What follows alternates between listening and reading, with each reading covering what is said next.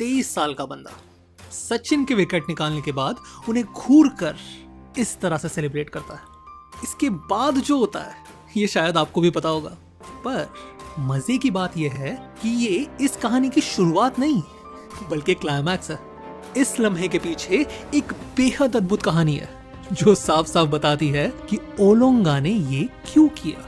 ऐसा क्या था जिसने एक 23 साल के बॉलर में इतनी हिम्मत जगा दी कि वो दुनिया के सामने भगवान की तौहीन कर दे। एक ऐसी तौहीन जिसके बाद 36 घंटों में जो कुछ भी हुआ उसने एक मिसाल कायम करके रख दी। 31 जनवरी 1995 जिम्बाब्वे। आज एक ऐतिहासिक दिन है क्योंकि आज जिम्बाब्वे के इतिहास में पहली बार एक ब्लैक व्यक्ति उनके क्रिकेट टीम के लिए खेलने वाला है। अफ्रीका का नगीना कहलाए जाने वाले इस छोटे से देश में जहां 99.38% आबादी ब्लैक अफ्रीकन्स की थी, वहां उनकी पूरी क्रिकेट टीम ब्रिटिश ओरिजिन्स के वाइट से भरी हुई थी। आज जब फाइनली एक ब्लैक बंदा अपने देश के लिए सिलेक्ट हुआ था तो वाकई में ये उनके नए जन्मे देश के लिए एक नया मोड़ था। उस पर बंदा था सिर्फ 18 साल का, सामने पाकिस्तान यानी रीनिंग वर्ल्ड चैंपियन। तो लाजमी है पूरी देश की आंखें इस मैच पे लगी हुई थी और मैच शुरू होते ही उसने अपनी पहली ओवर में एक विकेट ले ली और उसके बाद इंजर्ड होकर बीच मैच में बाहर निकल लिया। जिम्बाब्वे ने फिर पाकिस्तान को हराकर अपनी पहली टेस्ट जीत दर्ज की, जिसके बाद उस नौजवान पे थ्रोइंग के चार्जेस लगा दिए गए और वो अंतरराष्ट्रीय क्रिकेट से बैन हो गया। ये था हेनरी ओलोंगा। मैल्कम मार्शल और एलन डॉलन को देखकर बड़ा हुआ ये 18 साल का नौजवान जो सिर्फ प्योर पेस में विश्वास रखता था, जिसे जिम्बाब्वे का पोस्टर बॉय कहा जा रहा था। उसे जल्द से जल्द अपनी एक्शन करेक्ट करके रीवैल्यूएशन करने के लिए कहा गया, पर ये जिम्बाब्वे में नहीं होना था। उसे अपने देश के बाहर किसी प्रीमियर बॉलिंग इंस्टीट्यूट में जाकर ये करना पड़ता। ऑप्शन थे तो अनेक, उस पर अपने बोर्ड की फाइनेंशियल बैकिंग, वो जो चाहिए वो देश चूज कर सकता था, पर उसने चूज किया इंडिया, स्पेसिफिकली चेन्नई का MRF पेस फाउंडेशन, जो उस समय ऑस्ट्रेलियन लेजेंड डेनिस लिली के नेतृत्व में दुनिया भर में मशहूर हो चुका था।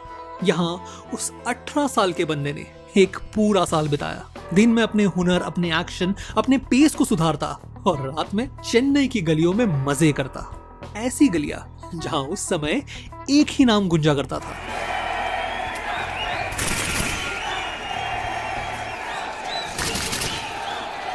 पिछले 2 सालों में सचिन ने 80.74 के औसत से 1340 रन मारे थे और ओडीआई में गए एक साल में 47.3 के औसत से 1090 रन। सिर्फ 16 साल की उम्र में डेब्यू करने वाला ये भारत का यंगेस्ट डेब्यूटेंट आज घर घर का नाम बन गया था और उसमें इस जिम्बाब्वे के यंगेस्ट डेब्यूटेंट को अपना भविष्य दिख रहा था। पर जहां वो इंडियन डेब्यूटेंट अगले कुछ सालों में सफलता के नए शिखर छूने वाला था, वहां ओलोंगा सिर्फ धंसता चला गया। एक और इंजरीज, दूसरे और फॉर्म की कमी, और अगर किसी दिन दोनों भी ना हो तो एक्यूरेसी। भाई साहब की हालत ये थी कि जब दिन हो तो वो दुनिया हिला दे, पर जब ना हो तब वो फुटबॉल से भी स्टंप ना गिरा पाए। ऐसे ही साल दर साल बीतते गए, एक और जिम्बाब्वे की टीम का नाम बढ़ता गया और ओलोंगा का नाम गिरता गया। और फिर ऐसे माहौल में आया सितंबर 1998, इंडिया का जिम्बाब्वे टूर, या ये कहे सचिन का जिम्बाब्वे टूर, क्योंकि ये साल इंडियन टीम को तो छोड़ो, पहले सचिन को संभालो वाली स्टोरी बनकर रह गई थी भाई। ऑस्ट्रेलिया के खिलाफ 2 सेंचुरीज, फिर एक के बाद एक 3 मल्टीनेशन टूर्नामेंट्स के फाइनल में सेंचुरीज। कुल मिला के इस साल में उन्होंने 60 सेंचुरीज और 12,000 ओडीआई रन ऑलरेडी मार दिए थे। और फिर इस सीरीज के आखिरी ओडीआई में आया 8वां। इंडिया ओडीआई सीरीज तो जीत गई थी, अब सिर्फ एक टेस्ट बाकी था, पर अब भी जिम्बाब्वे के पास सचिन का कोई जवाब नहीं था। ऐसे में जिम्बाब्वे टीम के सिलेक्टर ने फोन लगाया इंजरी से बाहर बैठे ओलोंगा को। मैसेज सिंपल था, सचिन से निपटने के लिए उनके पेस की जरूरत है, और ओलोंगा इंजर्ड होने के बावजूद मान गए। ग्रॉइन का मसल पुल और सोर बैक लिए जब ओलोंगा मैदान में उतरे तब किसी को उनसे कुछ खास उम्मीदें नहीं थी, खास करके तब जब पहली इनिंग में उनकी पूरी टीम 181 फॉर 8 पे कोलैप्स कर गई। पर ऐसे समय उतरे ओलोंगा। पहले 50 मिनट तक क्रीज पे खड़े रहकर उन्होंने 33 रन की पार्टनरशिप बनाई और फिर बॉलिंग करते वक्त पूरे इंडियन बैटिंग लाइनअप को चीर के रख दिया। मोंगिया, सिद्धू, अजहर, गांगुली, रॉबिन, सिंह, हर कोई ओलोंगा का शिकार। उन्होंने अगले इनिंग में एक विकेट भी ली, जिसके बाद उन्हें इंजरी से बाहर होना पड़ा, पर तब तक चोट लग चुकी थी। पूरी इंडियन टीम जल्द ही 173 रन्स पे ऑल आउट हो गई और जिम्बाब्वे ने अपने इतिहास की दूसरी टेस्ट विन दर्ज की। मैन ऑफ द मैच थे हेनरी ओलोंगा। 4 साल तक इग्नोर किए जाने के बाद आज फाइनली उन्होंने अपने आप को प्रूव किया था, वो भी दुनिया के बेस्ट बैट्समैन के सामने। वही बैट्समैन, वही नाम जो चेन्नई की गलियों में वो सुनते नहीं थकते थे। ओलोंगा के सपने अब आखिरकार सच होने वाले थे।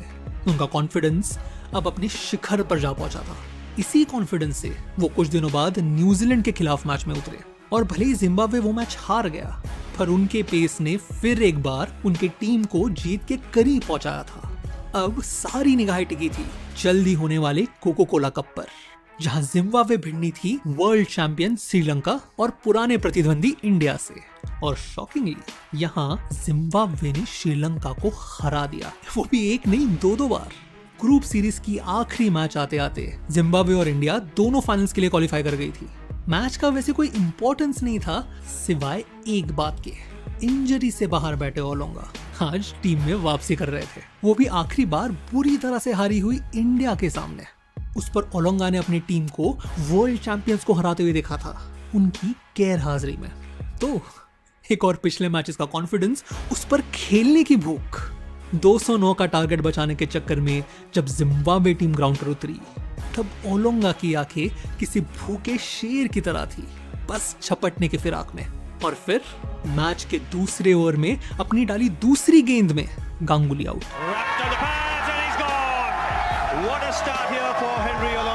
अगली ओवर में द्रविड़ घर को रवाना और फिर तीसरी ओवर की तीसरी बॉल पर ओलोंगा खुशी मनाने ही वाला था कि अंपायर ने डिक्लेयर कर दिया नो बॉल। बड़ा शिकार हाथ में लगते लगते निकल गया था और रिस्पांस में ओलोंगा ने डाला एक शॉर्ट बॉल।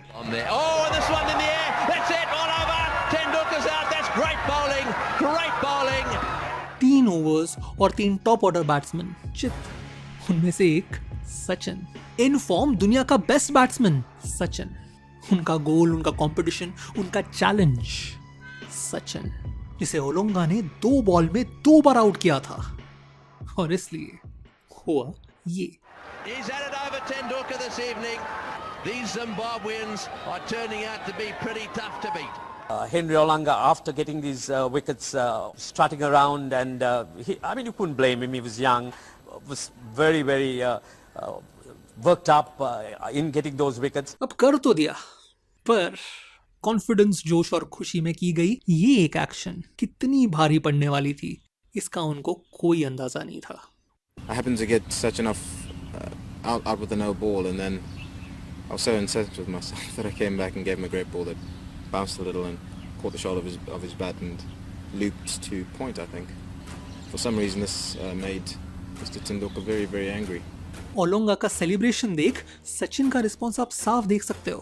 वापस जाते वक्त जब जडेजा ने उनको क्रॉस किया, तब मूड लाइट करने की कोशिश में उन्होंने पूछा, क्या सर ऐसे ही आउट हो गए आप?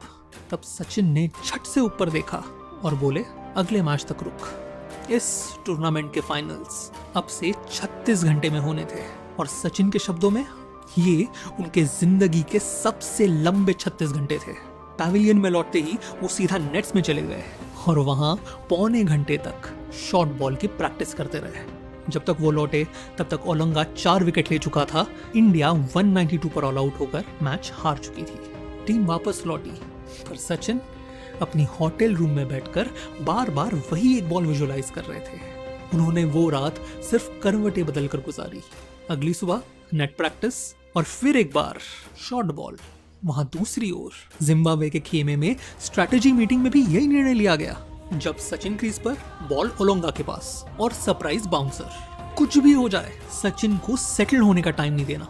मैच शुरू होने के ठीक पहले जहां ओलोंगा अपने पूरे टीम के समर्थन के साथ जोश में आ रहा था, वहीं सचिन पैविलियन के कोने में बैठे घड़ी को घूरे जा रहे थे। कई साल बाद उन्होंने एक इंटरव्यू में कहा, उस शॉर्ट बॉल ने और उस डिसमिसल ने मुझे रात भर जगाया था। मुझे बस अब हिसाब बराबर करना था। मेरे लिए वो एक बॉक्सिंग मैच बन के रह गई थी जहां या तो वो खड़ा रहता या फिर मैं। और ऐसे में शुरू हुई मैच। एक और सचिन, दूसरी और ओलंगा, और पहला surprise bouncer. Pulled away, wide of the man had been on.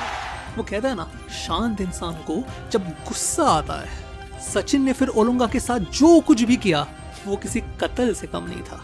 वादा था बॉक्सिंग मैच का, पर सचिन मानो जंग लड़ने उतरे थे। शॉट के बाद शॉट, शॉट के बाद शॉट, मानो हर बॉल स्टेडियम के बाहर मारने की फिराक में। उनका वो बॉडी लैंग्वेज, उनका एटीट्यूड, उनका अग्रेसिव